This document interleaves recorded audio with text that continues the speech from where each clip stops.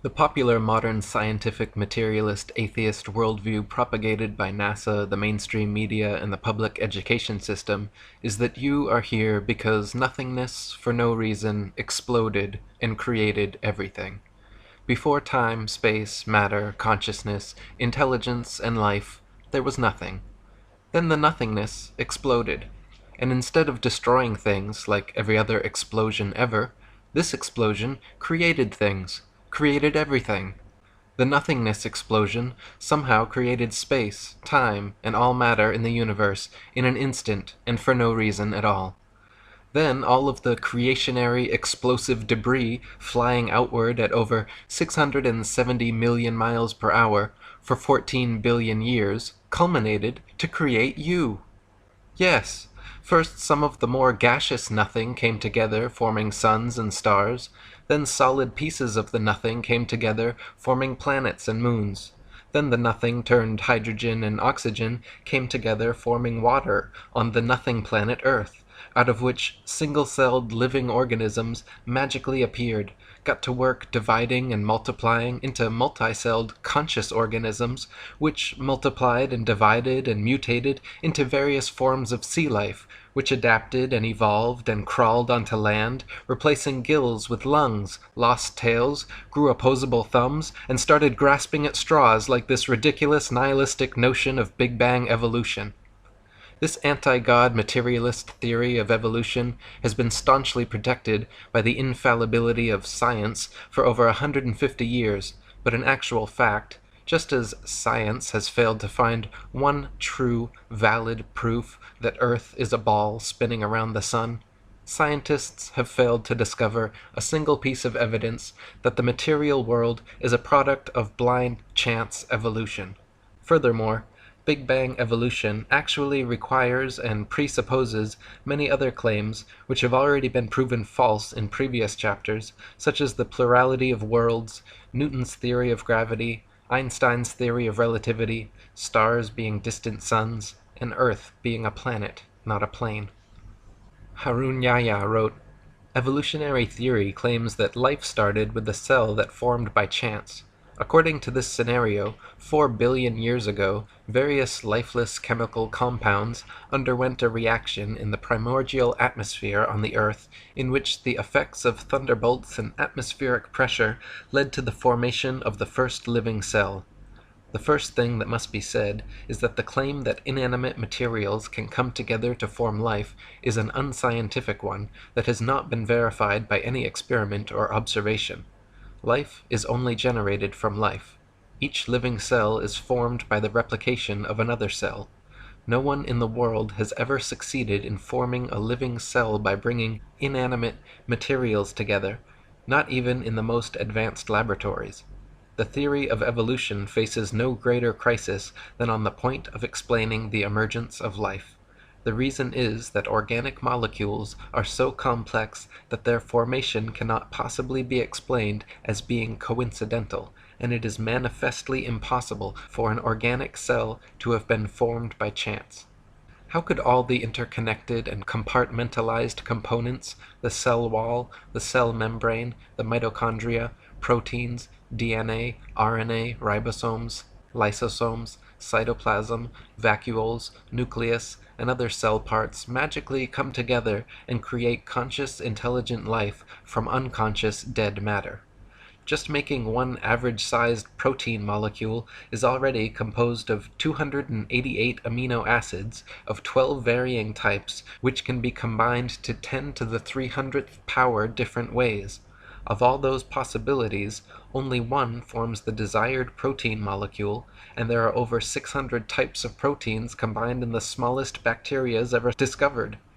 Astronomer Fred Hoyle compared the odds that all the multifaceted and multifunctional parts of a cell could coincidentally come together and create life analogous to a tornado sweeping through a junkyard and assembling a Boeing 747 from the materials therein. Hoyle wrote that if there were a basic principle of matter which somehow drove organic systems toward life, its existence should easily be demonstrable in the laboratory. One could, for instance, take a swimming bath to represent the primordial soup, Fill it with any chemicals of a non-biological nature you please, pump any gases over it or through it you please, and shine any kind of radiation on it that takes your fancy. Let the experiment proceed for a year, and see how many of those 2,000 enzymes, protein produced by living cells, have appeared in the bath.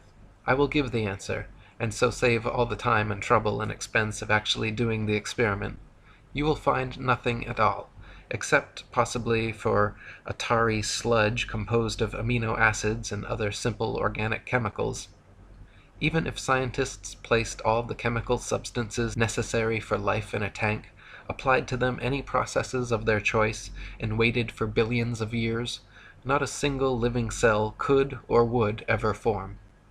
Astrobiologist Chandra Wickraman Singh wrote, "The likelihood of the spontaneous formation of life from inanimate matter is 1 to a number with 40,000 zeros after it.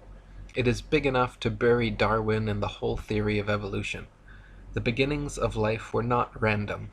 They must have been the product of purposeful intelligence. From my earliest training as a scientist, I was very strongly brainwashed to believe that science cannot be consistent with any kind of deliberate creation. That notion has had to be painfully shed. At the moment, I can't find any rational argument to knock down the view which argues for conversion to God. We used to have an open mind. Now we realize that the only logical answer to life is creation, and not accidental random shuffling." Harun Yahya wrote, "Scientific proofs from such branches of science as paleontology, microbiology, and anatomy reveal evolution to be a bankrupt theory. It has been stressed that evolution is incompatible with scientific discoveries, reason, and logic. Those who believe in the theory of evolution think that a few atoms and molecules thrown into a huge vat could produce thinking, reasoning professors, university students, scientists, artists, antelopes, lemon trees, and carnations. Moreover, the scientists and professors who believe in this nonsense are educated people. That is why it is quite justifiable to speak of the theory of evolution as the most potent spell in history. Never before has any other belief or idea so taken away people's powers of reason, refused to allow them to think intelligently and logically, and hidden the truth from them as if they had been blindfolded. Consciousness, life, the beautiful diversity, complexity, and interconnectedness of nature and the universe simply could not be the result of some random coincidental physical phenomenon. If the likelihood of life forming from inanimate matter is 1 to the 10 to the 40,000th power, then those are precisely the magnificent odds against which the universe could be unintelligently designed. Even the simple formation of DNA and RNA molecules are similarly beyond the reach of chance to come together, equivalent to 1 times 10 to the 600th power, or 10 with 600 zeros afterwards. Such a mathematical improbability actually so closely borders the impossible that the word improbable becomes misleading. Mathematicians who regularly work with these infinitesimally small numbers say anything beyond 10 to the 50th power should be considered, for all intents and purposes, impossible. Dr. Leslie Orgel, an associate of Francis Crick, the discoverer of DNA, wrote, "It is extremely improbable that proteins and nucleic acids, both of which are structurally complex, arose spontaneously in the same place at the same time. Yet it also seems impossible to have one without the other. And so, at first glance, one might have to conclude that life could never in fact have originated by chemical means. Or as Turkish evolutionist Professor Ali Demirsoy stated, the probability of the coincidental formation of cytochrome C, just one of the essential proteins for life, is as unlikely as the possibility of a monkey writing the history of humanity on a typewriter without making any mistakes. Some metaphysical powers beyond our definition must have acted in its formation." Harun Yahya wrote, "Let us suppose that millions of years ago a cell was formed which had acquired everything necessary for life, and that it duly came to life. The theory of evolution again collapses at this point, for even if this cell had existed for a while, it would eventually have died, and after its death, nothing would have remained, and everything would have been reverted to where it had started. This is because the first living cell, lacking any genetic information, would not have been able to reproduce and start a new generation. life would have ended with its death. The genetic system does not only consist of DNA, the following things must also exist in the same environment: enzymes to read the code on the DNA, messenger RNA to be produced after reading these codes, a ribosome to which messenger RNA will attach according to this code, transfer RNA to transfer the amino acids to the ribosome for use in production, and extremely complex enzymes to carry out numerous intermediary processes. Such an environment cannot exist anywhere apart from a totally isolated and completely controlled environment, such as the cell, where all the essential raw materials and energy resources exist. The Big Bang theory is easily proven false, as the nature of explosions is to destroy, to break things down into their constituent parts, increasing chaos and decreasing order. Explosions simply do not and cannot create things, causing disparate parts to combine into more ordered wholes, as the Big Bang theory contends. Similarly, the theory of evolution is proven false by entropy, the second law of thermodynamics. It is a fact that systems left to their own devices tend to become corrupted, disordered, and dispersed over time. All things, living or not, wear out, deteriorate, and decay.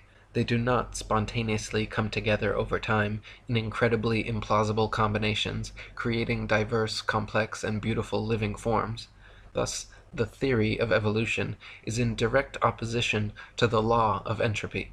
Evolution supposes things become more ordered, more structured, and more complex over time.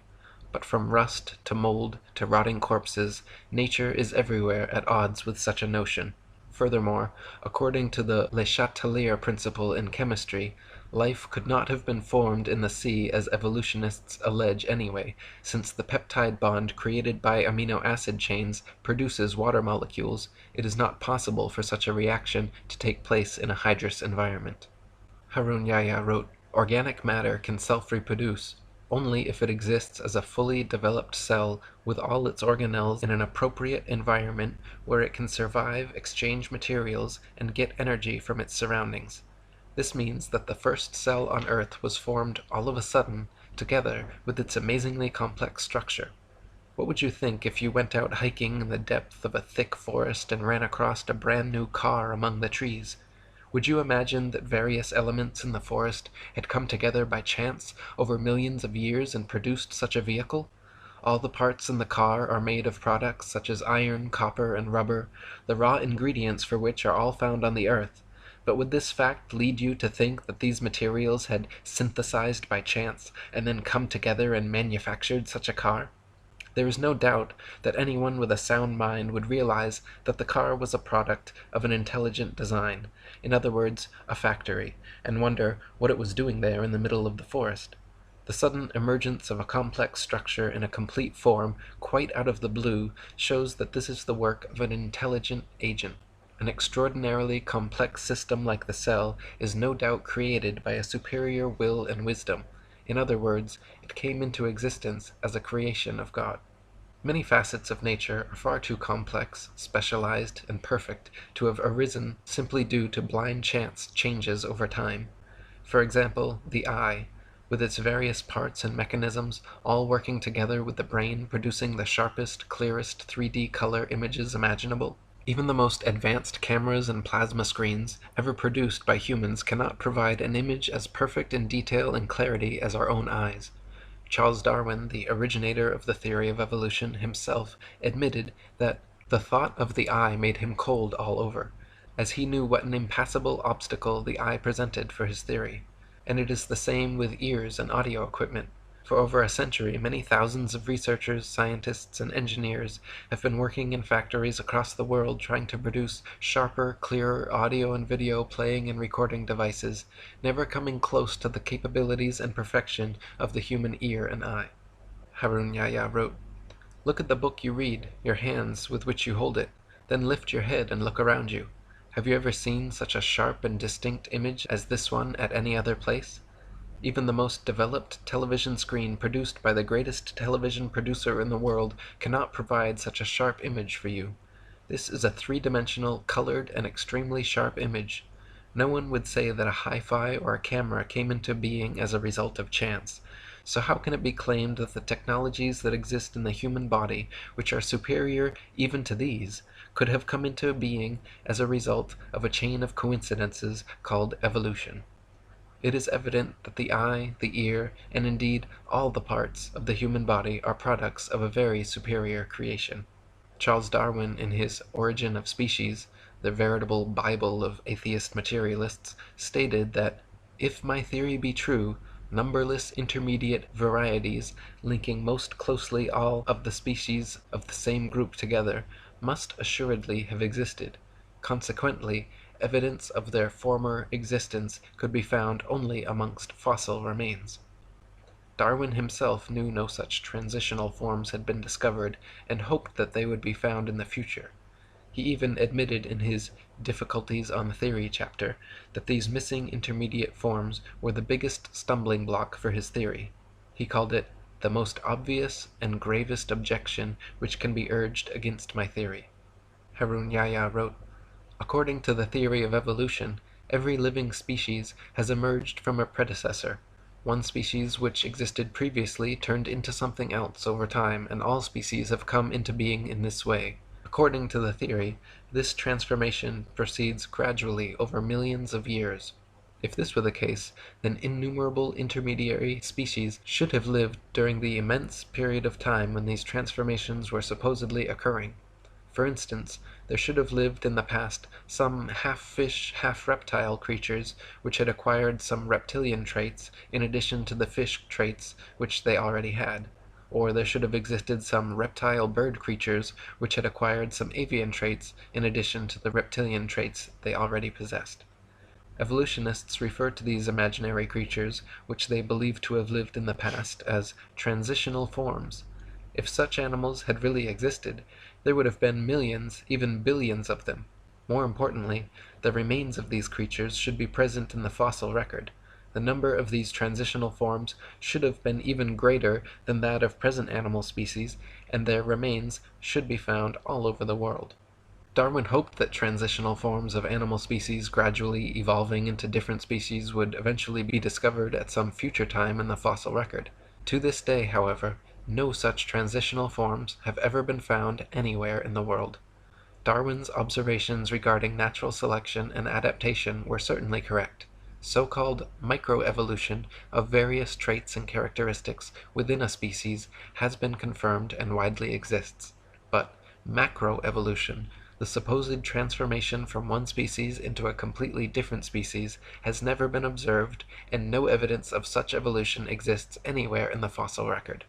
Colin Patterson, senior paleontologist for the British Museum of Natural History and an ardent evolutionist, even he admits that Darwinists must concede natural selection has never been observed to actually cause anything to evolve.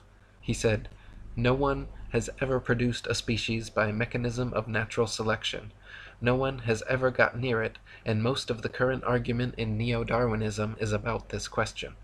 Harun Yahya wrote, "Even in the most scientific books about evolution, the stage of transition from water to land, one of the unexplainable points of evolution, is given in such simplicity that they do not prove to be believable even for children.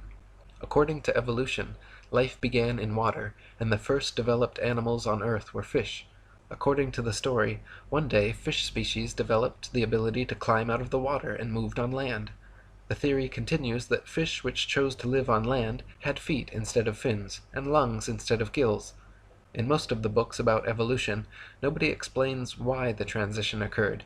Even in the most scientific sources, writers suddenly jump to conclusions like, 'and transition from water to land occurred,' without providing a satisfactory answer regarding how the process worked. Yet, how did this transformation occur? It is obvious that a fish cannot survive out of water for more than 1 or 2 minutes.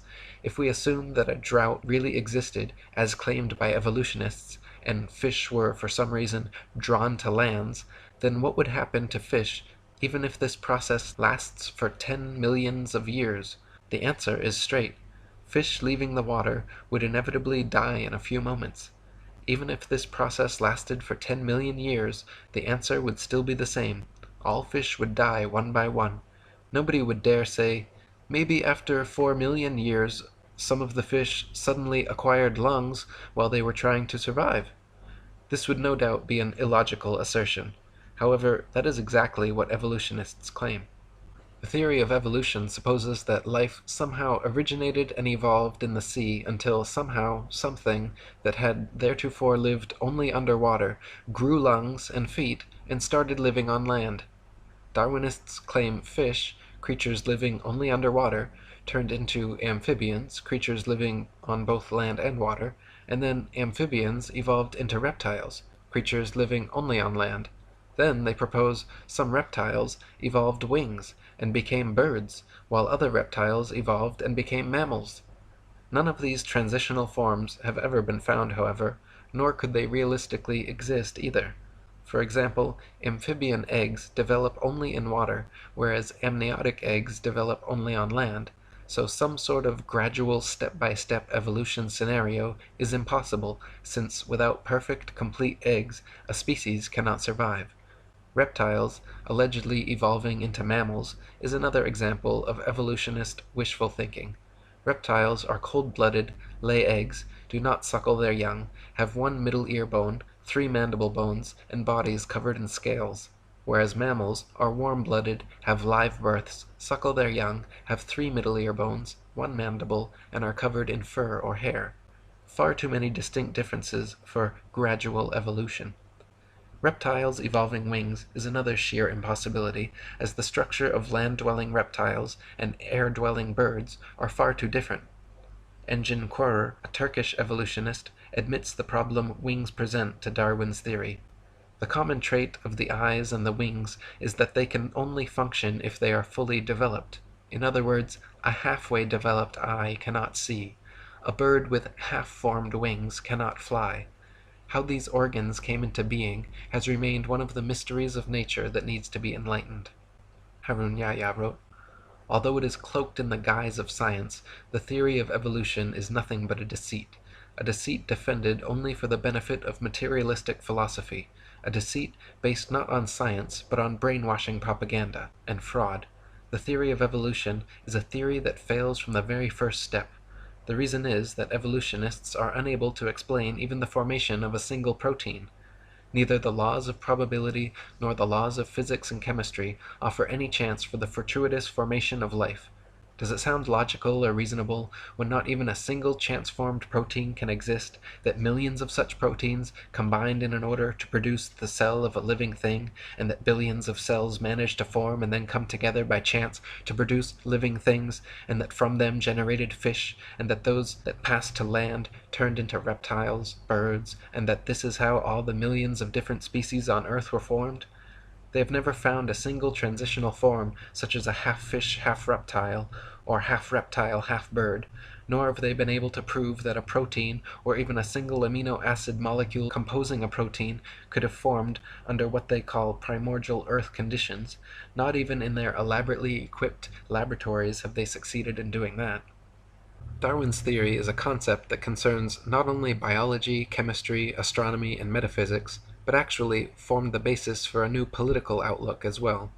Within a very short time, this new progressive political attitude was redefined as social Darwinism, and as many historians have suggested, social Darwinism became the ideological basis of fascism, communism, and eugenics. Darwin's idea of natural selection and survival of the fittest were central to the insane ideologies of many of the 20th century's worst mass murderers, including Mao, Stalin, Lenin, Trotsky, Marx, and Pol Pot. Charles Darwin himself was a blatant racist who elucidated in his book The Descent of Man how blacks and aborigines, due to their inferiority to Caucasians, would be done away with by the civilized races in time. Freemasonic records state that Charles Darwin's grandfather, Erasmus Darwin, was a philosopher, scientist, and physician who advanced ideas on evolution back in the 18th century. Before coming to Derby in 1788, Dr. Darwin had been made a Mason in the famous time-immemorial lodge of Canongate Kilwinning No. 2 of Scotland. He also maintained close connections to the Jacobin Masons in France and Adam Weishaupt's Illuminati. Sir Francis Darwin and Reginald Darwin, 2 of his sons, were also made Masons in Tyrian Lodge No. 253 at Derby. Charles Darwin does not appear on the rolls of the lodge, but it is most likely that he, like his grandfather, his sons, and his bulldog, T.H. Huxley, was a Mason. Charles wrote that he used to listen to his grandfather's ideas of evolution and was greatly influenced by them. Erasmus was the first man to put forward the notion of evolution in England. He was known as a respected person, but he had a very dark private life, and at least 2 illegitimate children. Charles himself would go on to marry his first cousin and have 3 children die due to complications from inbreeding. Harun Yahya wrote, Masons, thinking that Darwinism could serve their goals, played a great role in its dissemination among the masses. As soon as Darwin's theory was published, a group of volunteer propagandists formed around it, the most famous of whom was Thomas Huxley, who was called Darwin's bulldog. Huxley, whose ardent advocacy of Darwinism was the single factor most responsible for its rapid acceptance, brought the world's attention to the theory of evolution in the debate at the Oxford University Museum, in which he entered into on June 30th, 1860, with the Bishop of Oxford, Samuel Wilberforce. Huxley's great dedication to spreading the idea of evolution, together with his establishment connections, is brought into further light according to the following fact. Huxley was a member of the Royal Society, one of England's most prestigious scientific institutions, and, like nearly all the other members of this institution, was a senior Mason. Other members of the Royal Society lent Darwin significant support. In short, Darwin wasn't acting alone. From the moment his theory was proposed, he received the support that came from the social classes and groups whose nucleus was made up of Masons. An important example which proves the fact that Darwinism is one of the biggest deceptions of atheistic Freemasonry is a resolution carried in a Mason meeting. The 33rd Degree Supreme Council of Mizraim Freemasonry at Paris reveals in its minutes its promotion of evolution as science, while they themselves scoffed at the theory. The minutes read as follows. It is with this object in view, the scientific theory of evolution, that we are constantly, by means of our press, arousing a blind confidence in these theories. The intellectuals will puff themselves up with their knowledge, and without any logical verification of them, will put into effect all the information available from science, which our agentur specialists have cunningly pieced together for the purpose of educating their minds in the direction we want. Do not suppose for a moment that these statements are empty words. Think carefully of the successes we arranged for Darwinism. Atheistic Freemasonry in the United States has picked up the resolution of Mizraim before long. New Age magazine in its March 1922 issue stated that the kingdom of atheistic Freemasonry will be established by evolution and the development of man himself. As seen above, the false scientific image of evolution is a deception set in the 33rd degree atheist Masonic lodges. Atheist Masons openly admit that they will use the scientists and media which are under their control to present this deception as scientific, which even they find funny. The Mimar Sinan journal, published by the Turkish Great Freemasonry Lodge, has openly discussed their mission to use Darwinism to overthrow religion and belief in God. One article mentioned, Today, the only valid scientific theory accepted both by most civilized countries and underdeveloped ones remains to be Darwinism. However, neither the Church nor other religions have collapsed yet. The legend of Adam and Eve is still being taught as religious teaching in holy books. In other words, it seems that one of the main goals of modern Masons, besides convincing people of the Ball Earth and Big Bang, is to abolish creationism and replace it with their godless myth of blind chance evolution. Just like Copernicus never claimed to have any new or special evidence for his heliocentric theory, Darwin never claimed to have any verifiable scientific evidence proving his evolution theory. Yet here we are 150 years later, no closer to a proof of either, but with the vast majority of indoctrinated sheeple convinced they are monkey men hanging from a spinning ball. Harun Yahya wrote, When we look at the Western media carefully, we frequently come across news dwelling on the theory of evolution. Leading media organizations and well-known and respectable magazines periodically bring this subject up. When their approach is examined, one gets the impression that this theory is an absolutely proven fact, leaving no room for discussion. Ordinary people reading this kind of news naturally start to think that the theory of evolution is a fact, as certain as any law of mathematics. They print headlines in big fonts. According to Time magazine, a new fossil that completes the gap in the fossil chain has been found. or nature indicates that scientists have shed light on the final issues of evolutionary theory. The finding of the last missing link of the evolution chain means nothing because there is not a single thing proven about evolution. In short, both the media and academic circles, which are at the disposal of anti-religionist power centers, maintain an entirely evolutionist view, and they impose this on society.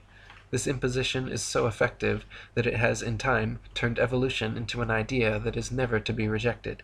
Denying evolution is seen as being contradictory to science and fundamental realities. The information we have considered throughout this book has shown us that the theory of evolution has no scientific basis, and that, on the contrary, evolutionist claims conflict with scientific facts. In other words, the force that keeps evolution alive is not science. The theory of evolution is maintained by some scientists, but behind it there is another influence at work. This other influence is materialist philosophy.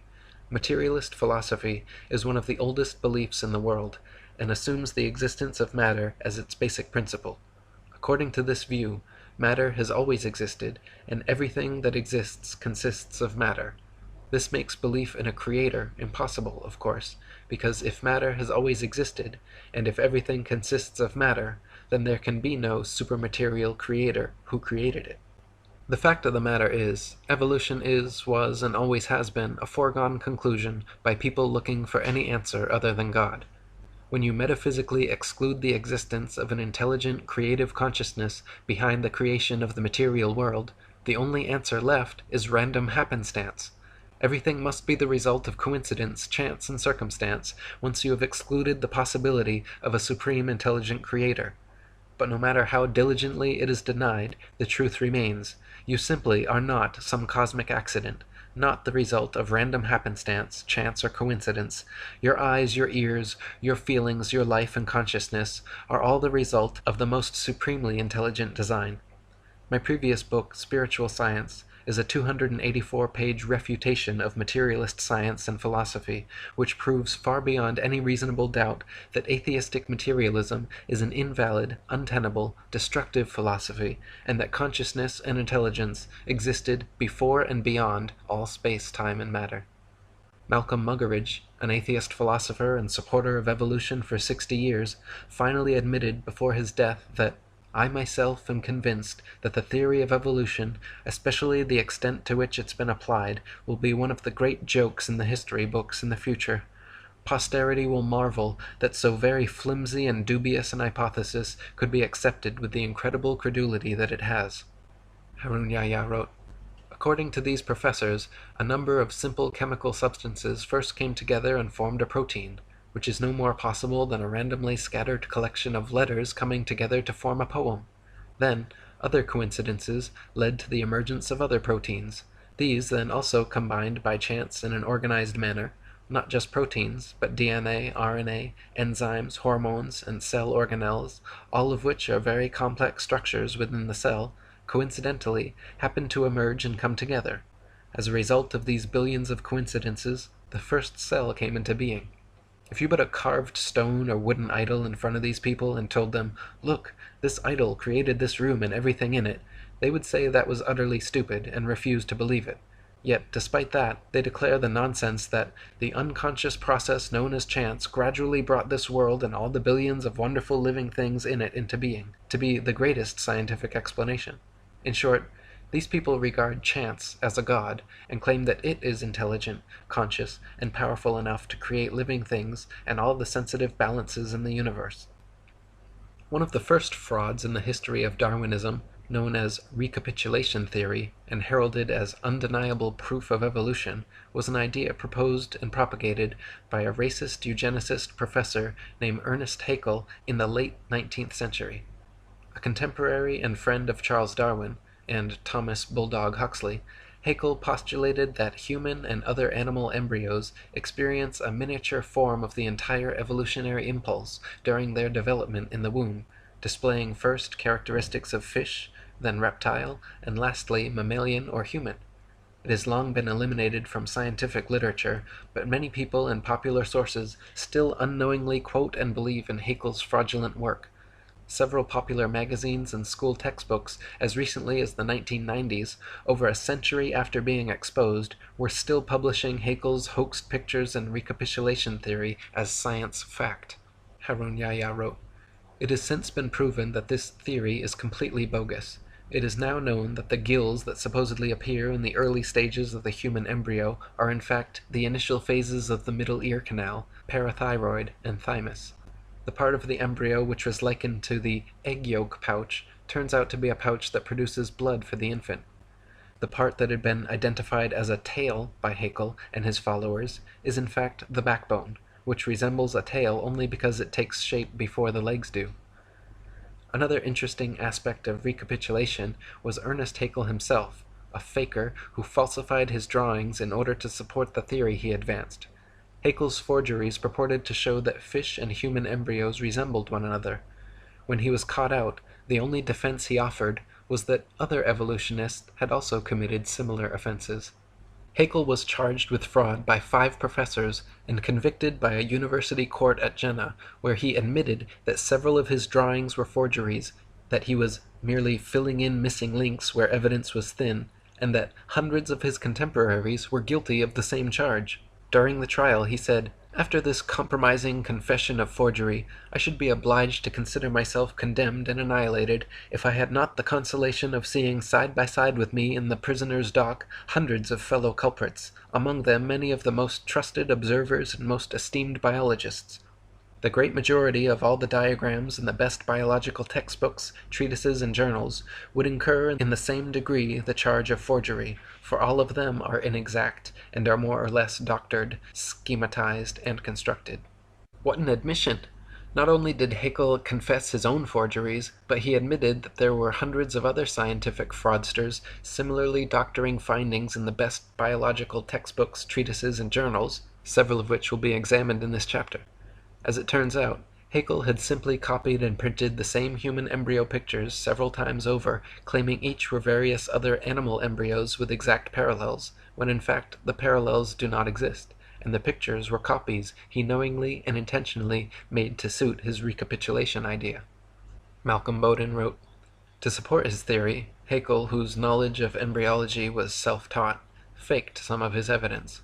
He not only altered his illustrations of embryos, but also printed the same plate of an embryo 3 times, and labeled one a human, the second a dog, and the third a rabbit, to show their similarity." Dr. Michael Richardson wrote, "This is one of the worst cases of scientific fraud. It's shocking to find that somebody one thought was a great scientist was deliberately misleading. It makes me angry. What Haeckel did was to take a human embryo and copy it, pretending that the salamander and the pig and all the others looked the same at the same stage of development. They don't. These are fakes." For the past 150 years, evolutionist scientists have been working diligently to propagandize the public into believing that modern humans are descended from ancient apes. The final and most difficult theoretical leap for the theory of evolution is this supposed million-year transition from ape to human. The utter impossibility of evolving abilities like bipedality, erect spinal columns, and complex linguistic skills has been debated since the theory was first presented, but such obstacles will never stop die-hard evolutionists set on discovering, or inventing, a believable monkey-man transitional species. The first of these convenient evolutionary discoveries was the Neanderthal man, found in the Neander Valley of Germany in 1856. Just in time for the release of Darwin's Origin of Species. To this day, reconstructed drawings of hairy ape-like Neanderthal men are depicted in scholarly journals and school textbooks, and claim to be a missing evolutionary link. The fact is, however, that all so-called Neanderthal remains have never been shown to be any more different from modern humans than an Asian from a Caucasian, or an Inuit from an Aborigine. Also, the skull size shows its brain was actually 13% larger than the average brain of modern man, making it impossible to be an intermediary between man and ape. Even Time magazine in 1971 proclaimed the primitiveness of Neanderthal to be unwarranted, that he could walk the street today unrecognized. One writer even commenting that historians of the future may declare all of us insane for not detecting and refuting this incredible blunder with adequate determination. One of the main proponents pushing Neanderthal man as an authentic species nowadays is Rainer Prosch, a German professor who dated the fossils at 36,000 years old, allowing them to fit perfectly in the evolutionist timeline. In 2005, however, Prosch was forced to retire in disgrace by a panel of Frankfurt University heads who determined he had fabricated data and plagiarized the work of his colleagues over the past 30 years. The once renowned carbon dating expert has presently been completely ostracized from the scientific community. It has since been determined that all Neanderthal skeletal remains are no more than a few thousand years old, some only a few hundred. They have also found modern human DNA in the bones, that their brain capacity was 13% larger than the modern average, their height 5'9", comparable to our average, and they had advanced tools, buried their dead, and enjoyed art. University of Berlin professor Rudolf Virchow, Ernest Haeckel's former professor and the father of modern pathology, back in 1872 concluded the original Neanderthal remains were simply that of an unfortunate Homo sapiens who had suffered childhood rickets, adult arthritis, and was victim to several damaging blows to the head. Eric Trinkaus, a paleoanthropologist from New Mexico University, concluded his examination stating, "Detailed comparisons of Neanderthal skeletal remains with those of modern human have shown that there is nothing in Neanderthal anatomy that conclusively indicates locomotor, manipulative, intellectual, or linguistic abilities inferior to those of modern humans." In 1891, the next ape-man discovery was found in Java, Indonesia, by Eugene Dubois, who coincidentally happened to be a student and apprentice of evolutionist hoaxer Ernest Haeckel. Dubois found a skull cap, a leg bone, a jaw fragment, and 3 teeth, from which he reconstructed the ape-like Java man. Within 10 years of its discovery, Java man was the main subject of over 80 evolution books and articles. It was given the scientific name of Anthropopithecus erectus, and later changed to Pithecanthropus erectus, and finally Homo erectus, undoubtedly for superficial pseudo-scientific reasons. Hank Hanegraaff wrote, "Java man was discovered by a Dutchman. I'm a little embarrassed by that because I'm a Dutchman myself. His name was Eugene Dubois. The bones were found in 1891 on an Indonesian island of Java in Southeast Asia along the banks of the Solo River. And there was an interesting assortment. He found a leg bone, a skull cap, a jaw fragment, and 3 teeth. And that's what he concocted Java man from. Interestingly, some of the teeth were old and some young. The bones belonged to ape, female and male. It was an interesting conglomeration, and the reason that people didn't catch on to it is because the find of Dubois was kept from scholars for about 30 years. He also withheld the discovery of modern human remains, which were found in the same stratum as Java man. Of course, that would have ruined his claims that Java man was the ancestor of modern-day humans. Finally, enough pressure was placed on him that the actual bones were allowed to be examined and the discrepancies were found, and eventually enlightened America, as well as the world, found out that this was a hoax. Unfortunately, hoaxes die hard. Recently, Time magazine ran a cover story entitled "How Man Became Man," and starts off ridiculing Christians and creationists, then goes on to present Java man as though it were a fact. Java man's teeth were found to be of different ages, and the bones a mixture of human and ape, with a giant gibbon skull. Rudolf Virchow, Haeckel's own professor and the foremost pathology expert of his time, stated, "In my opinion, this creature was an animal, a giant gibbon in fact, and the thigh bone has not the slightest connection with the skull." He and many others have concluded the thigh bone is quite clearly human, while the skull cap and teeth belong to a primate. In 1912, a doctor and paleoanthropologist named Charles Dawson claimed to have found a jawbone and cranial fragment of an ape-man transitional form in a pit in Piltdown, England. It was alleged to be 500,000 years old and was displayed as absolute proof of human evolution in museums across the world. For the next 40 years, scores of scientific articles, artist reconstructions, and over 500 doctoral theses were written about Piltdown Man. Objections and criticisms were raised immediately by contemporaries like Arthur Keith, but managed to be mitigated by Dawson until 1953, when tests proved conclusively that the Piltdown skull was actually human and only a few hundred years old, while the lower protruding jaw was from a recently deceased orangutan. Investigators found that Dawson had artificially worn down the orangutan jaw, and that the primitive tools discovered alongside the fossils were imitations Dawson had sharpened with steel implements. Dawson also filled the molar surfaces of the teeth to more resemble those of man, and stained all the fossils with potassium dichromate to give them an antiquated appearance. The stains quickly disappeared when dipped in acid, however. Wilfrid LeGras-Clark, a member of Joseph Weiner's team who uncovered the forgery, stated that the evidences of artificial abrasion immediately sprang to the eye. Indeed, so obvious did they seem, that it may well be asked, how was it that they had escaped notice before? Within days, Piltdown Man was removed from the British Museum, where it had been on display for 4 decades.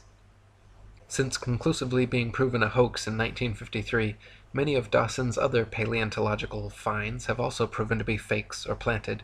In 2003, Dr. Miles Russell of Bournemouth University published the results of an investigation into Dawson's antiquarian collection, concluding that at least 38 specimens were clear fakes, noting that Dawson's entire academic career appears to have been built upon deceit, sleight of hand, fraud, and deception, the ultimate gain being international recognition. The next fraudulent attempt at creating and propagating a supposed ape-man transitional form was carried out in 1922 by Henry Fairfield Osborn, co-founder of the American Eugenics Society, president of the White Supremacist Pioneer Fund, and director of the American Museum of Natural History. Osborn declared that he had been sent an anomalous tooth found in Snakebrook, Nebraska, which had characteristics of both ape and man. He determined that it came from the Pliocene period of ancient history, and affectionately labeled the tooth's owner Nebraska Man. Harun Yahya wrote, Nebraska Man was immediately given a scientific name, Hesperopithecus haroldkukei. Many authorities gave Osborn their support. Based on this single tooth, reconstructions of the Nebraska Man's head and body were drawn. Moreover, Nebraska Man was even pictured along with his wife and children as a whole family in a natural setting. Once Nebraska Man made the media rounds of popular publications, and the pliable public was sufficiently propagandized, the story disappeared until 1928, when William Bryan and William Gregory had the opportunity to independently examine the tooth. Their investigations both conclusively found that the tooth did not belong to a man or ape, but was actually from an extinct species of wild American pig called Presthenops. After William Gregory published his article, Hesperopithecus, apparently not ape nor a man, in Science magazine, all drawings and models of Nebraska Man and his family were quickly removed from evolutionist publications. Henry Osborn himself was forced to concede that Nebraska Man, Hesperopithecus haroldkukei, the supposed example of the Pliocene Pithecanthropus erectus, and his whole imaginary family were completely fictional fabrications. He never admitted to intentional fraud, and why would he? But as an ardent evolutionist, eugenicist, and white supremacist, a level of confirmation bias was likely. Osborn was even such a sadistic racist that he was quoted during a national debate unabashedly saying of World War I Army intelligence tests that, "I believe those tests were worth what the war cost, even in human life. We have learned once and for all that the Negro is not like us." Harun Yahya wrote, after Darwinism advanced the claim with his book The Descent of Man that man evolved from ape-like living beings, he started to seek fossils to support this contention. However, some evolutionists believed that half-man, half-ape creatures were to be found not only in the fossil record, but also alive in various parts of the world. In the early 20th century, these pursuits for living transitional links led to unfortunate incidents, one of the cruelest of which is the story of a pygmy by the name of Oda Benga. Oda Benga was captured in 1904 by an evolutionist researcher in the Congo. In his own tongue, his name meant friend. He had a wife and 2 children. Chained and caged like an animal, he was taken to the USA, where evolutionist scientists displayed him to the public in the St. Louis World Fair along with other ape species and introduced him as the closest transitional link to man. 2 years later, they took him to the Bronx Zoo in New York, and there they exhibited him under the denomination of Ancient Ancestors of Man, along with a few chimpanzee, a gorilla named Dina, and an orangutan called Duhong. Dr. William Hornaday, the zoo's evolutionist director, gave long speeches on how proud he was to have this exceptional transitional form in his zoo, and treated caged Otabenga as if he were an ordinary animal. Unable to bear the treatment he was subjected to, Otabenga eventually committed suicide. Piltdown Man, Nebraska Man, Otabenga. These scandals demonstrate that evolutionist scientists do not hesitate to employ any kind of unscientific method to prove their theories. In 1927, Davidson Black declared he had discovered 5 crushed skulls and several teeth near Beijing belonging to an ancient ape-man species now widely known as pecking man, or baking man. Somewhere between 1941 and 1945, all the original bones were mysteriously lost, however, leaving only a few plaster casts left to examine.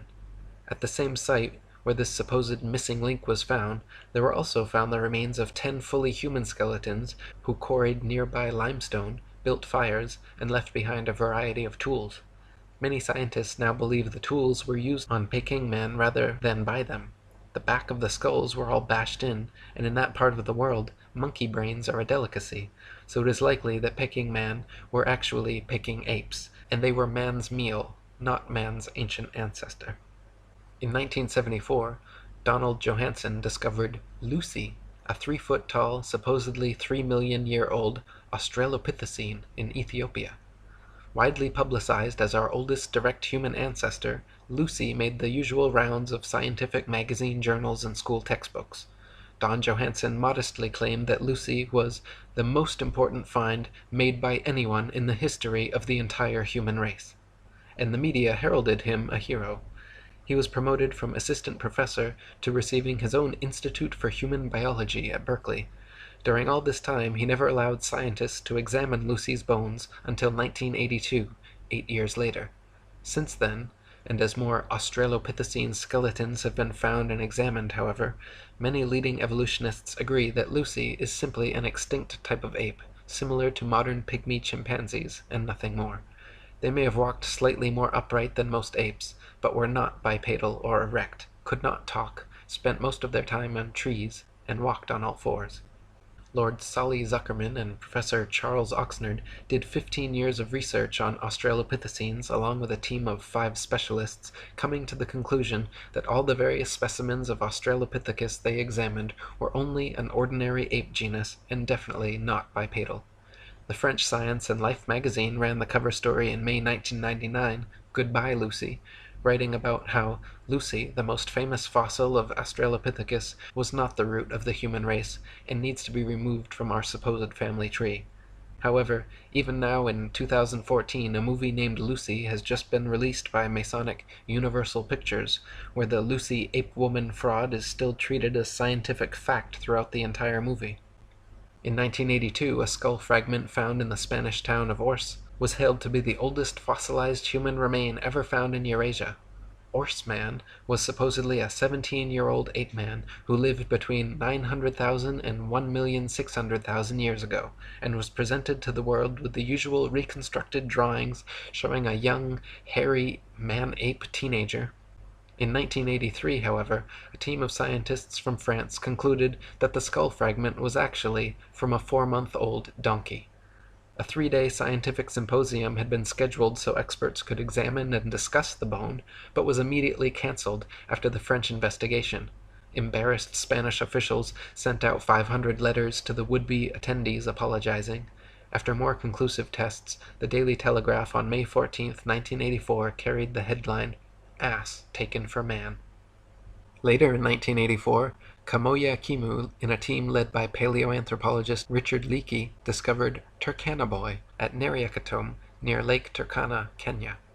Turkana Boy was proclaimed to be a preteen boy from 1.5 to 1.6 million years ago and is now regarded as the most complete early human skeleton ever found. Much like Neanderthal man, however, Turkana Boy, or Neriakatomi Homo erectus, is no different from modern man. American paleoanthropologist Alan Walker said, "I doubt the average pathologist could tell the difference between the fossil skeleton and that of a modern human." He wrote that he laughed upon first seeing it because it looked so much like a Neanderthal. Turkana Boy was bipedal, with arms and legs of human proportions, an upright skeletal structure, comparable in height, cranial size, and development rate of modern humans. Even the discovering team leader Richard Leakey stated that the difference between this specimen of Homo erectus and modern man are no more pronounced than simple racial variances. The shape of the skull, the degree of protrusion of the face, the robustness of the brows, and so on, these differences are probably no more pronounced than we see today between the separate geographical races of modern humans. Such biological variation arises when populations are geographically separated from each other for significant lengths of time. So when seen for what they really are, all the supposed ape-men discoveries and reconstructions are nothing but frauds and fantasies. Neanderthal man was just an ordinary man. Java man and Piltdown man were composed of human and ape bones.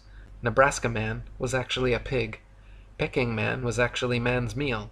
Lucy was just a monkey. Orse man was a donkey. And Turkana Boy was just a boy. Harun Yahya wrote, Reconstruction can be explained as drawing a picture or constructing a model of a living thing based on a single bone, sometimes only a fragment that has been unearthed. The ape-men we see in newspapers, magazines, or films are all reconstructions. The fossils that are claimed to be evidence for the human evolution scenario are in fact products of fraud. For more than 150 years, not even a single fossil to prove evolution has been found. As a matter of fact, the reconstructions, drawings or models, of the fossil remains made by the evolutionists are prepped speculatively precisely to validate the evolutionary thesis. David R. Pilbeam, an anthropologist from Harvard, stresses this fact when he says, at least in paleoanthropology, data are still so sparse that theory heavily influences interpretations. Theories have, in the past, clearly reflected our current ideologies instead of the actual data. Since people are highly affected by visual information, these reconstructions best serve the purpose of evolutionists, which is to convince people that these reconstructed creatures really existed in the past. All the many models, drawings, cartoons, mannequins, and movies made involving various ape-men are complete fiction and fabrication, because no one can actually accurately determine the outward appearance of an animal based solely on bone structure. Soft tissue, which vanishes quickly after death and is responsible for the look of one's eyes, ears, nose, lips, hair, eyebrows, skin, etc., totally depends on the imagination of the person reconstructing them. Ernest A. Houghton of Harvard University stated, to attempt to restore the soft parts is an even more hazardous undertaking. The lips, the eyes, the ears, and the nasal tip leave no clues on the underlying bony parts.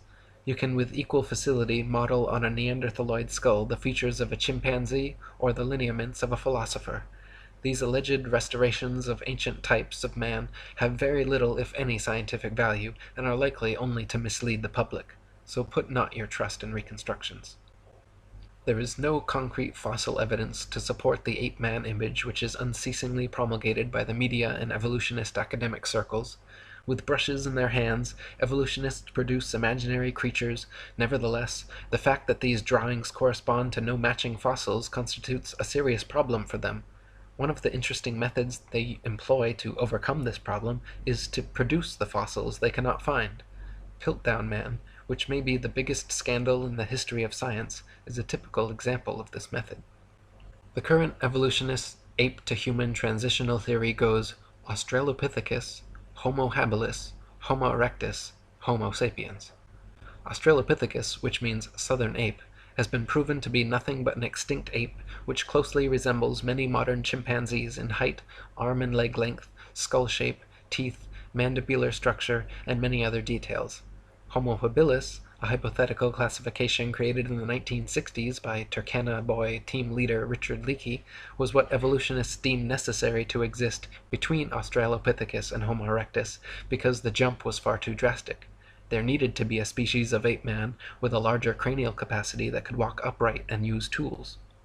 Serendipitously for his career, fossils unearthed in the late 1980s were deemed Homo habilis, and Leakey was regarded a scientific genius.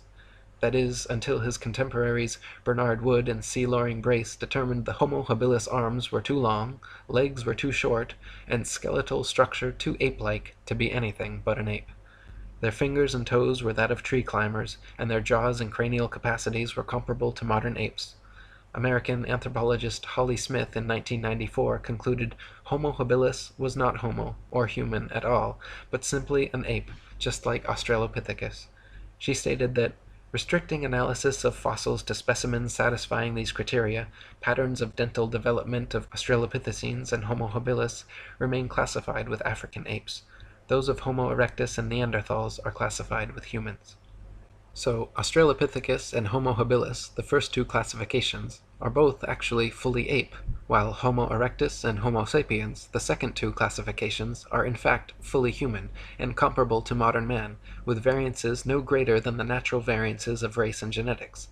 So even after 150 years of discoveries, evolutionists are no closer to finding a true transitional species existing between ape and man, and no closer to proving their theory. Nor can they answer how apes could develop bipedality, human arm and leg length ratios, erect spinal columns, and complex linguistic skills. If humans evolved from apes, why do apes still exist? Why don't any of these supposed transitional forms still exist now, and where are true examples in the fossil record? The class Dinosauria was originally defined by Sir Richard Owen of the Royal Society and Superintendent of the British Museum Natural History Department in 1842.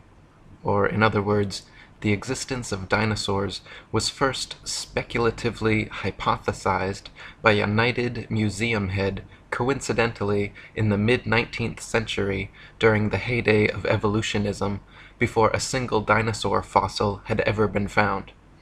The Masonic media and mainstream press worldwide got to work hyping stories of these supposed long-lost animals, and then, lo and behold, 12 years later, in 1854, Ferdinand Vanderveer Hayden, during his exploration of the upper Missouri River, found proof of Owen's theory.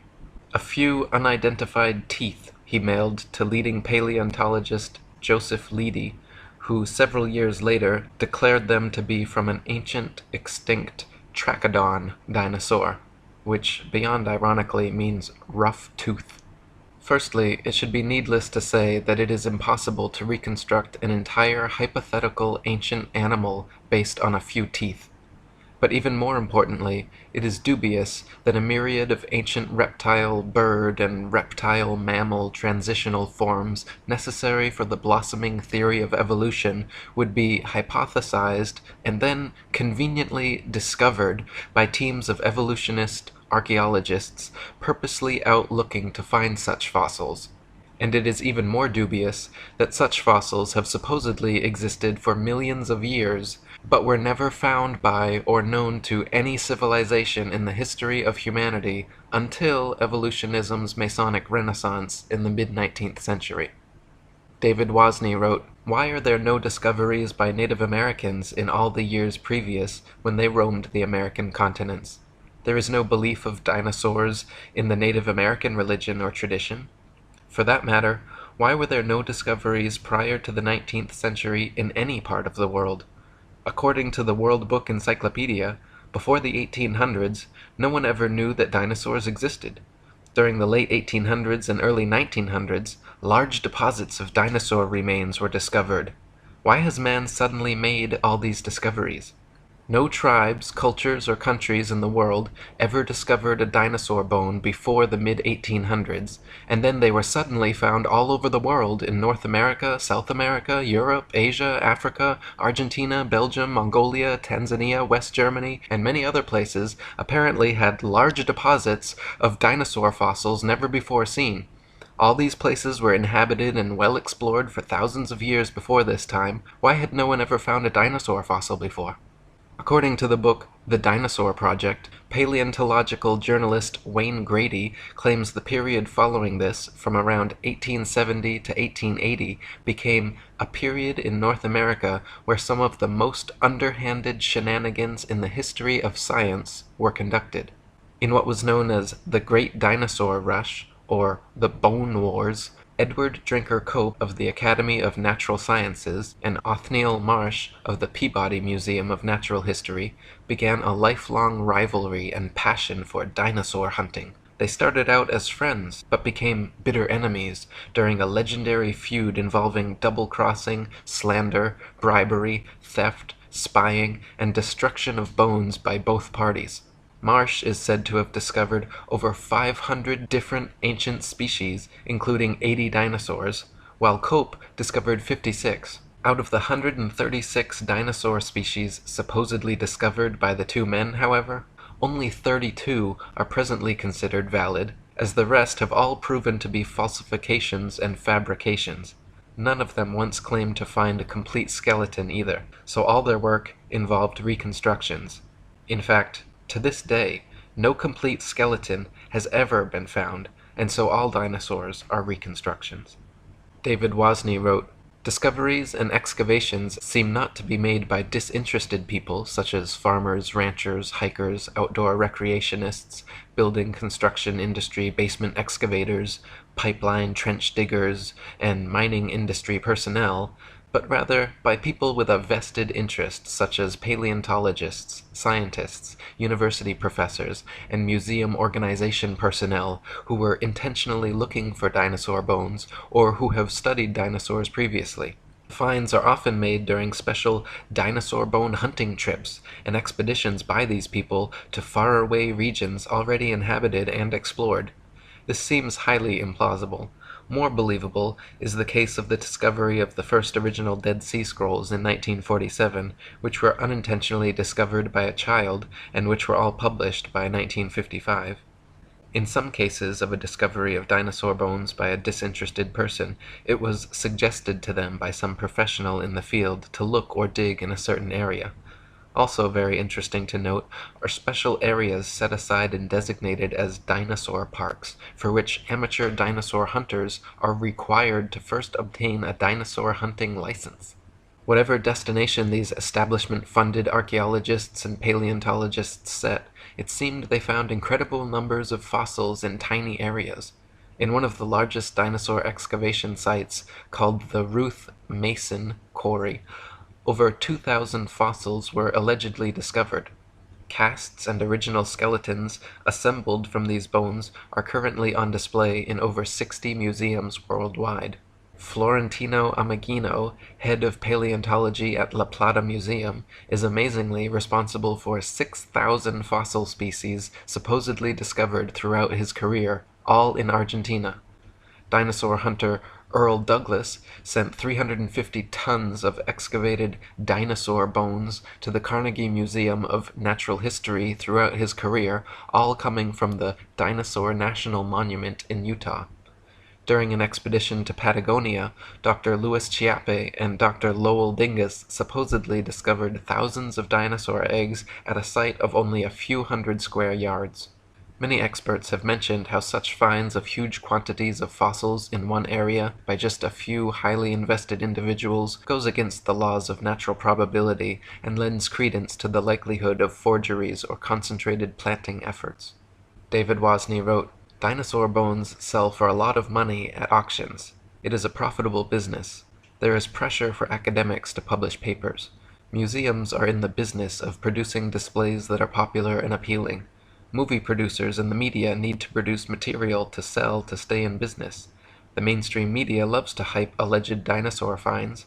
Much is to be gained by converting a bland, non-dinosaur discovery of a bone of modern origin into an impressive dinosaur find, and letting artists' interpretations and imaginations take the spotlight, rather than the basic, boring, real find. There are people who desire and crave prestige, fame, and attention. There is the bandwagon effect and crowd behavior. And then there are people and entities pursuing political and religious agendas. Highly rewarding financial and economic benefits to museums, educational and research organizations, university departments of paleontology, discoverers and owners of dinosaur bones, and the book, television, movie, and media industries may cause sufficient motivations for ridiculing of open questioning and for suppression of honest investigation. The fact that T-Rex bones have sold at auctions for upward of $12 million shows how lucrative the field of dinosaur hunting can be, and it just happens to be museum officials who serendipitously seem to make the most prolific finds. The first dinosaur to ever be publicly displayed was the Hadrosaurus fulci at Edward Drinker Cope's Academy of Natural Sciences in Philadelphia.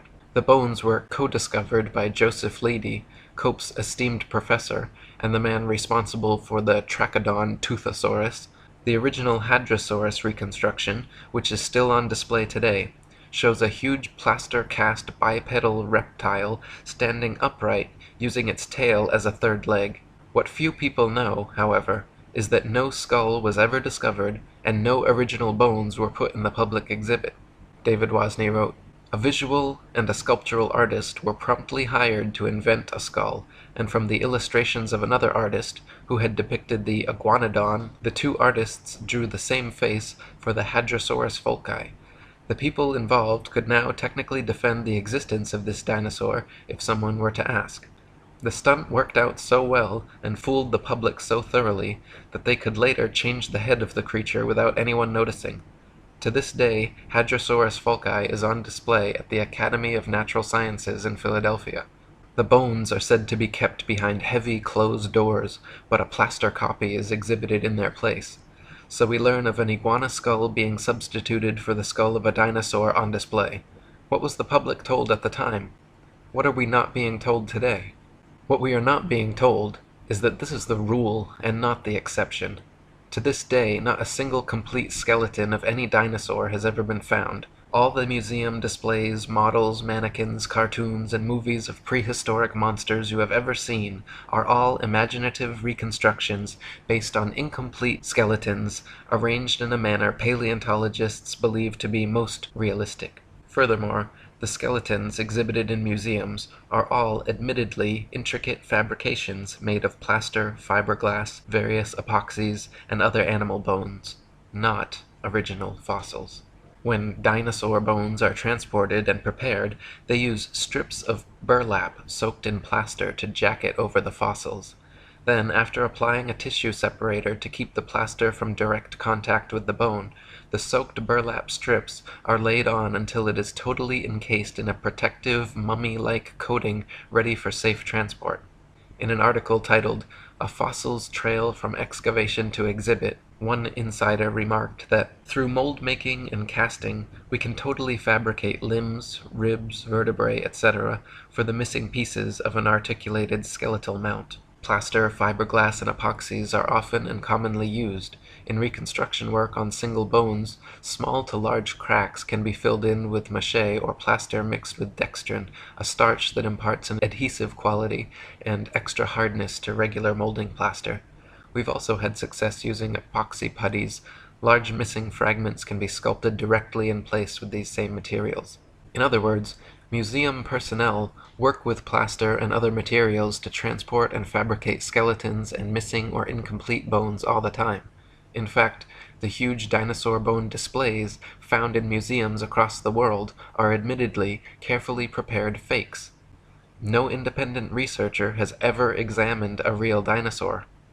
They claim all the actual fossils are kept in high-security storage, but only a select few paleontologists are ever allowed to examine them, so the ability to ascertain their authenticity is kept from the general public.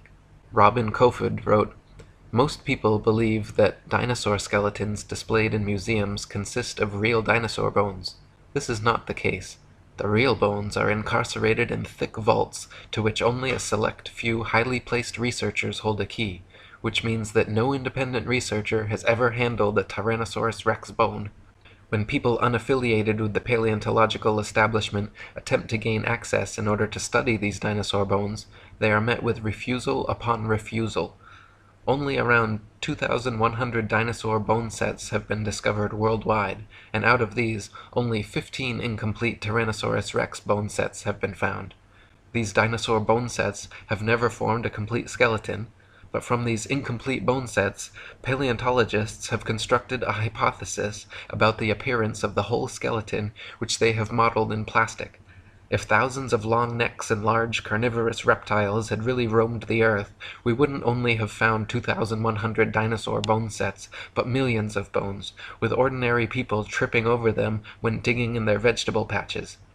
David Wasney wrote, "When children go to a dinosaur museum, are the displays they see displays of science or displays of art and science fiction?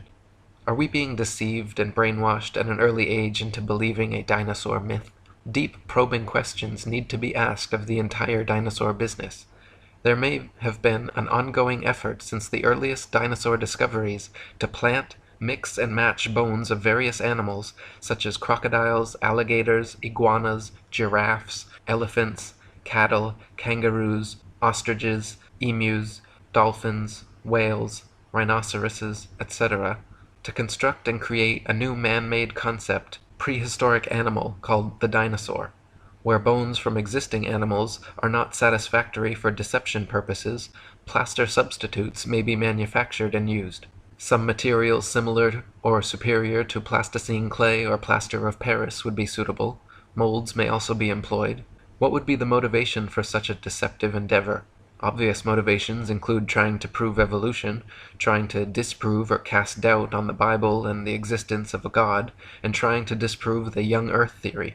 The dinosaur concept implies that if God exists, he tinkered with his idea of dinosaurs for a while, then probably discarded or became tired of this creation, and then went on to create man. The presented dinosaur historical timeline suggests an imperfect God who came up with the idea of man as an afterthought, thus demoting the biblical idea that God created man in his own image. Type dinosaur skulls into a search engine, and you will find a variety of replicas, tailor-made dinosaurs, and museum-quality skeletons. One of the largest and most renowned suppliers of fake dinosaurs is the Zigong Dino Ocean Art Company in Sichuan, China, which provides natural history museums worldwide with ultra-realistic dinosaur skeletons made from real bones. Chicken, frog, dog, cat, horse, and pig's bones are melted down, mixed with glue, resin, and plaster, then used as base material for recasting as dinosaur bones. They are even given intentional fractures and an antiquated, fossilized look to achieve the right effect. Their website boasts over 62% of our output goes to American and European markets, which means we will understand and are familiar with the intricacies and regulation of exporting to these regions. Since we are a partner of dinosaur museums, all products are made under the guidance of experts of the Chinese Academy of Sciences. We have gained a global sales network reaching the USA, Brazil, France, Poland, Russia, Germany, Saudi Arabia, South Korea, Thailand, Indonesia, exhibited in Peru, Argentina, Vancouver, Cincinnati, Chicago, and other places. As Alan Fiducia, University of North Carolina paleontology professor, wrote, I have heard there is a fake fossil factory in northeast China, in Liaoning province near the deposits where many of these recent alleged feather dinosaurs were found. Or as David Wozni wrote, the possibility exists that key dinosaur bones on display have been artificially modified through sculpture and carving. Bone sculpture is not an unknown human activity. Many cultures participate in creating man-made objects out of existing bones, totally unrecognizable from the original shape. Is the dinosaur industry a customer of this sort of business? Is it possible that dinosaur skeleton replica are secretly assembled or manufactured in private buildings out of public view, with bones artificially constructed or used from a number of different modern-day animals? Why bother having any authentic original fossils at all if alleged replicas please the public?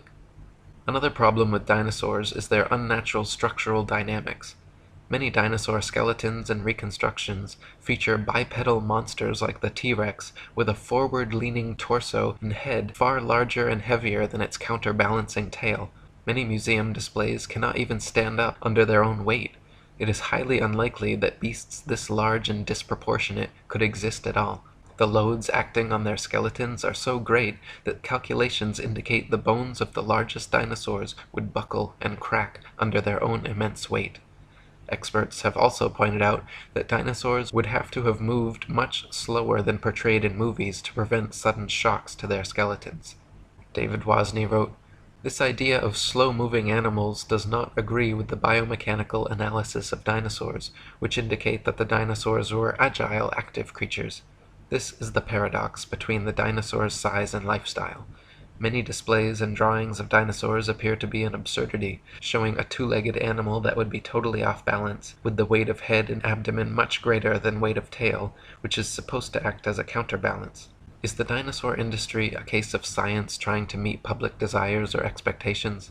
The movie Jurassic Park is an example of showing dinosaurs much larger than any current displays in museums. After the movie came out, it is interesting to note that many articles were written asking, "Is this possible?" I can recall a report of dinosaur DNA being discovered preserved in amber, which later turned out to be false. Robin Kofod wrote, "Overall, several millions of dollars have been spent promoting the existence of dinosaurs through movies, TV, magazines, and comics. The world of movies and paleontology are like Siamese twins. People's view on the existence of dinosaurs is based not on firm evidence, but on Hollywood-fixated artistic impressions. Documentaries colorfully illustrate each dinosaur's characteristics, like colors, weight, and muscle mass, but Don Lessam, advisor for Jurassic Park, admits that this is pure guesswork. Consider, for instance, the question of how much these dinosaurs weigh. Don Lessam says, "Scientists don't know how much dinosaurs weighed." Dinosaurs are presented to the public with colorful artistic reconstructions, drawings, models, mannequins, gigantic skeletons in museums, cartoons and movies showing these beasts in explicit detail, but the fact is, from the assigning and arrangement of bones in each species, to the impossible to discern soft tissue, skin, eyes, noses, color, hairiness, texture, etc., just like the many supposed ape-man species, all dinosaur reconstructions are 100% fictional fabrications created by invested and inventive evolutionists. They purposely present dinosaurs to children in the media to spark and bias their young imaginations toward their machinations. Cartoons like Ice Age and The Land Before Time, movies like Jurassic Park and Dinosaur Island, coloring books, dolls, plastic toys, elementary school textbooks, and huge displays in children's museums certainly have an effect on budding young minds. National Geographic and the Ice Age movies were produced by Mason Rupert Murdoch's News Corp and 20th Century Fox. The Masonic production company Universal Studios created Jurassic Park and The Land Before Time. They are owned by Comcast, whose main shareholders are Masons, J.P. Morgan, and the Rothschilds. Discovery Channel, which features many dinosaur documentaries, is also financially advised by N.M. Rothschilds and Son Limited. Former paleontology student Michael Forsell claimed on a radio interview with leading paleontologist Jack Horner that he was a total fraud, fabricating evidence and perpetuating the myth of dinosaurs. He continued on saying, "I started my career in the field of paleontology only to leave my studies once I realized the whole thing was a sham. It's nonsense. Most of the so-called skeletons in museums are actually plaster casts. They even do it openly on documentaries now, preserving the bones my ass. I struggled as a student mainly because I could not tell the difference between a fossilized egg and an ordinary rock, and of course there is no difference. I was treated like a leper when I refused to buy into their propaganda and promptly left the course. Dinosaurs never existed. The whole shebang is a freak show. They just grab a couple of old bones and form them into their latest Frankenstein's monster-like exhibit. We are all being fooled, and it's wrong, but together we can stop it." Many claim that since dinosaur fossils have been radiometrically dated to be tens of millions of years old, that their authenticity is thus proven. The fact is, however, that the methods used to date dinosaur fossils involve not measuring the actual fossils, but the rocks near where they are found. Most fossils are found near the surface of the Earth, and if a modern-day animal were to die in the area, paleontologists would be likely to date them the same age.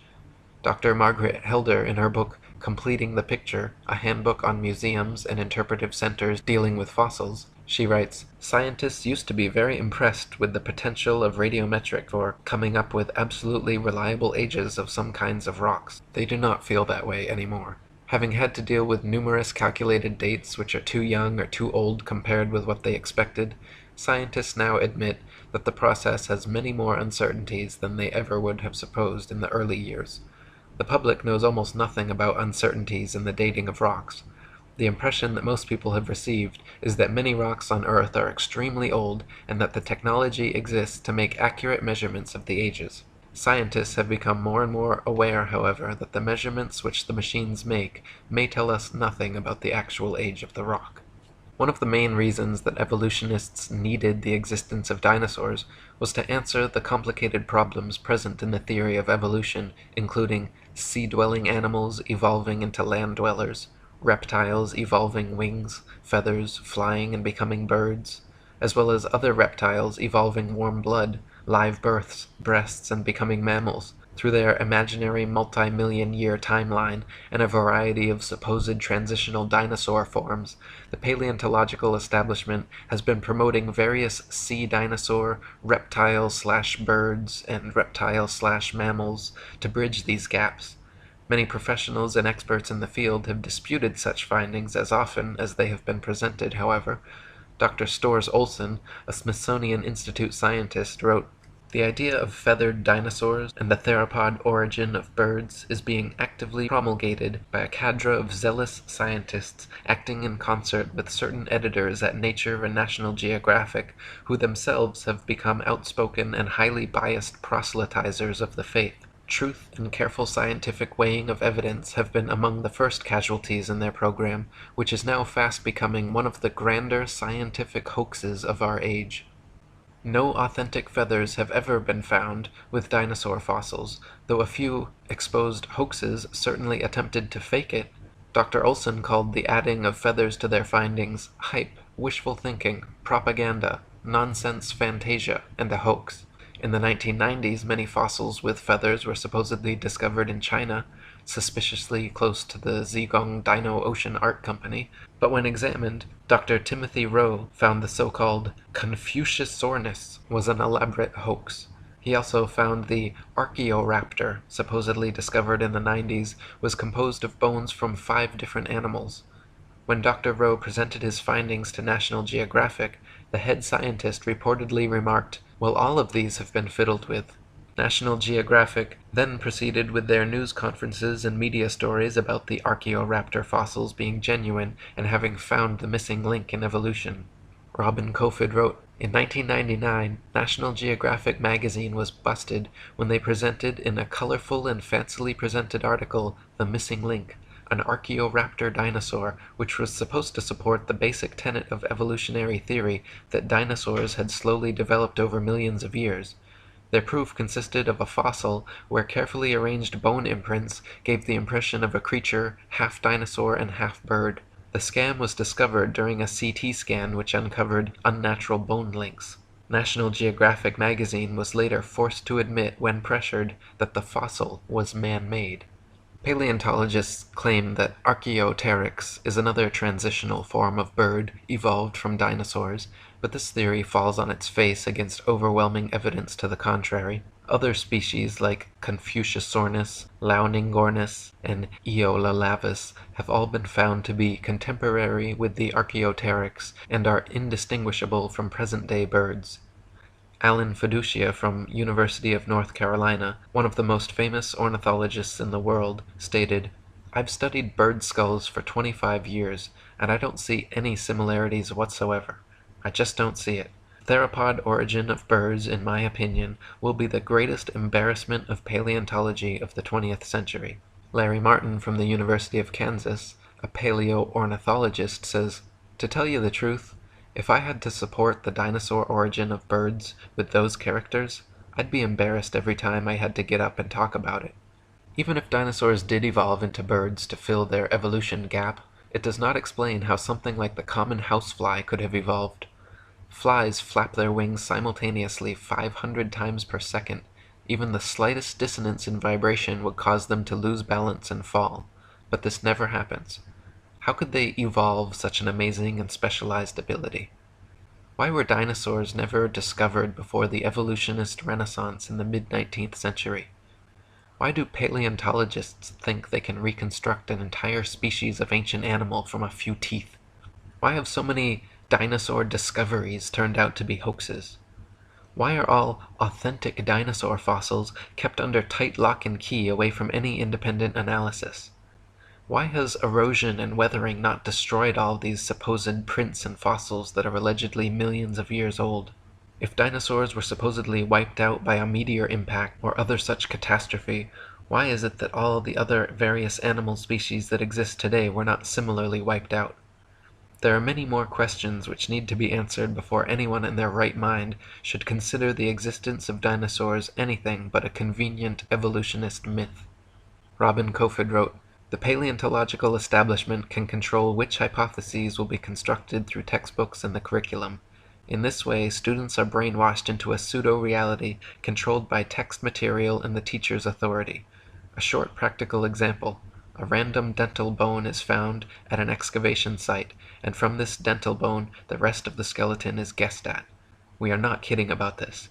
The entire dinosaurian field of the paleontological program is a sham."